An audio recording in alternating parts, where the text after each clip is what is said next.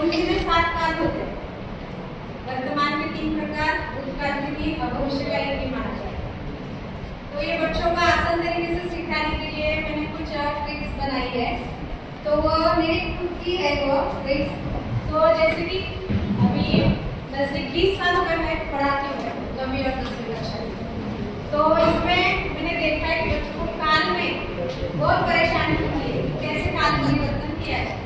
तो इसके लिए मैंने जैसे हम मैथ्स गणित पढ़ाते हैं, इसके सूत्र अगर हमने देख लिए तो सूत्र बच्चों को फॉर्मूला जो होता है अच्छे से याद आ गया तो उसका कोई भी उदाहरण वो बच्चे अच्छे से छुड़ा लेते हैं।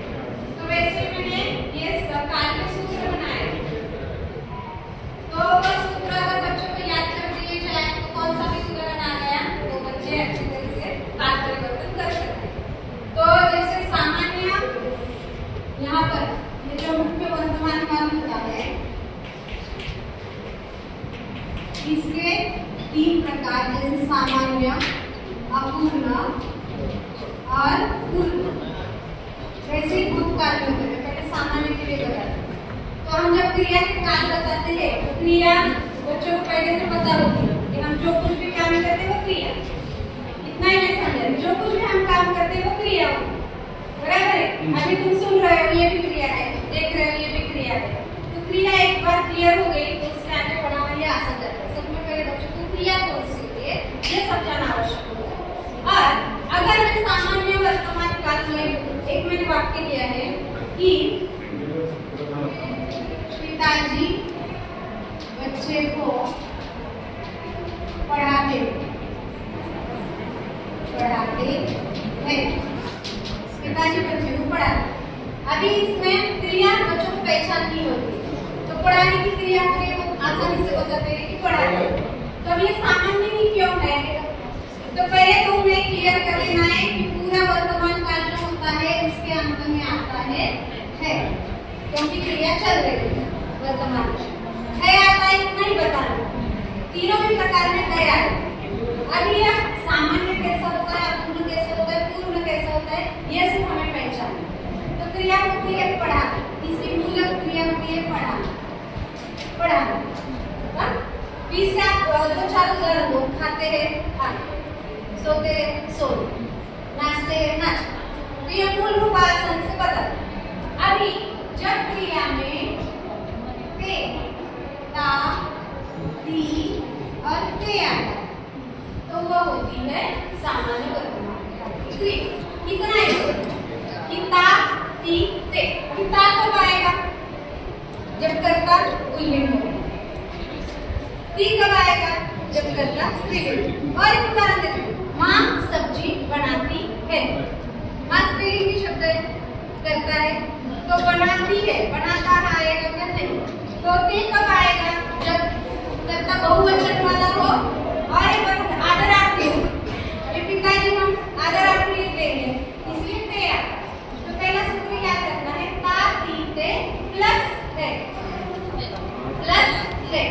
ता ती ते प्लस है।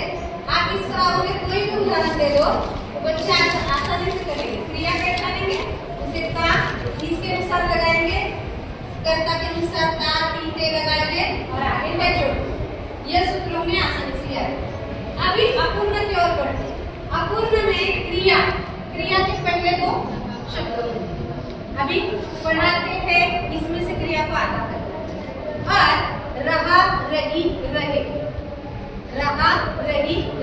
प्लस है करना। अभी रहा रही और रहे और आगे जो है। अभी पिताजी बच्चे को पढ़ाते हैं, यही मैं उदाहरण आपको दे रही हूँ।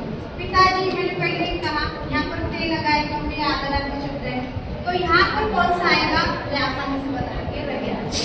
पिताजी बच्चे को बीच में कहीं आता ही लेना है, पढ़ा रहे हैं। अपूर्ण क्रिया पढ़ा रहे हैं, माँ सब्जी बना रही है। आगे देखो, अभी पूर्ण क्रिया वाला है, इसका सूत्र थोड़ा अभी क्रिया पूर्ण करनी, सिर्फ यही बताना क्रिया को हमें पूर्ण करना कि हमने वो क्रिया कर ली है। अभी जैसे पढ़ाते हैं पढ़ाया है, बनाती है, बनाया है या बनाई है, बराबर है। कोई भी क्रिया खाता है, खाया है, इस प्रकार अभी क्रिया को पूर्ण करना है और है लगाना है। तो इसका सूत्र कैसा हुआ? क्रिया पूर्ण प्लस है। लेकिन यहाँ पर एक बात ध्यान रखिए, जो कर्ता होता है उसके बाद ने लगाना, कर्ता के बाद ने आना। पिताजी ने बच्चे को पढ़ाने की क्रिया पूर्ण पढ़ाया है, आगे क्रिया पूर्ण पिताजी ने बच्चे को पढ़ाया है। यह सूत्र तैयार किया। अब हम भूतकाल की ओर जाए। भूतकाल में भी ये 3 प्रकार होते हैं, सामान्य, अपूर्ण और पूर्ण। अभी इसमें इन्हें क्या बताना है? जैसे इधर होता है, इधर भी लेना है, लेकिन इसके अंत में था थी थे आएगा क्या? नहीं। लेकिन था थी थे कब आएगा? सिर्फ इस दोनों के लिए ही आएगा।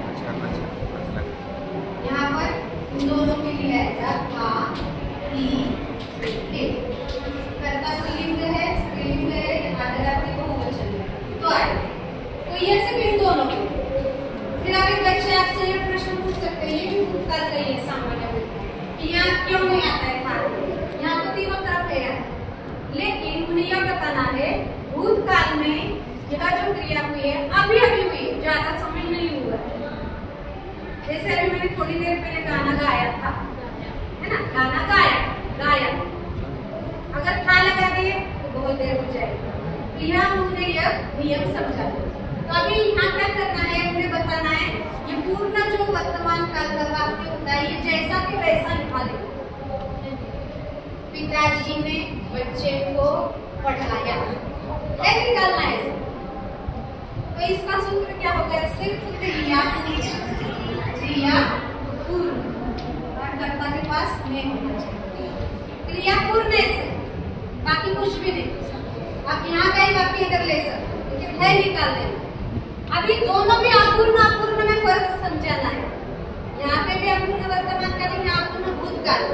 तो अपूर्ण ही नहीं रहा, रहे तो वैसे ही रहेंगे, सिर्फ उसके आगे क्या लगेगा? था ही थे, रहा था, रही थी, रहे थे। तो इसका भी सूत्र भी आएगा रहा, रही, रहे प्लस था ही थे। अभी पूर्ण की ओर जाए। जो हमने सामान्य लिया था ना, वही वाक्य यहाँ आएगा। पिताजी ने बच्चे को पढ़ाया, लेकिन आगे जोड़ना है क्रिया होकर बहुत समय हो गया, क्रिया होकर बहुत समय हो गया, इसमें था थी थे लगाना बहुत जरूरी। यहाँ पर क्रिया अभी अभी समाप्त हो गई है, ज्यादा समय नहीं हुआ। अगर आप इस सूत्र के द्वारा समझाएंगे तो बच्चे कौन सा भी कितना भी लंबा उदाहरण क्यों न हो, वाक्य क्यों न हो, उसमें वो बदलाव कर सकते। तो ऐसे सूत्र मैंने तैयार किए हैं। तो यह मैं करीब 10 सालों से इस्तेमाल करती आ रही हूँ और इसका अनुभव मुझे बहुत ही अच्छा है। जब आप अपने व्याकरण की किताब के अनुसार अगर पढ़ाने लगेंगे तो बच्चों के कोई भी दिमाग में नहीं आएगा।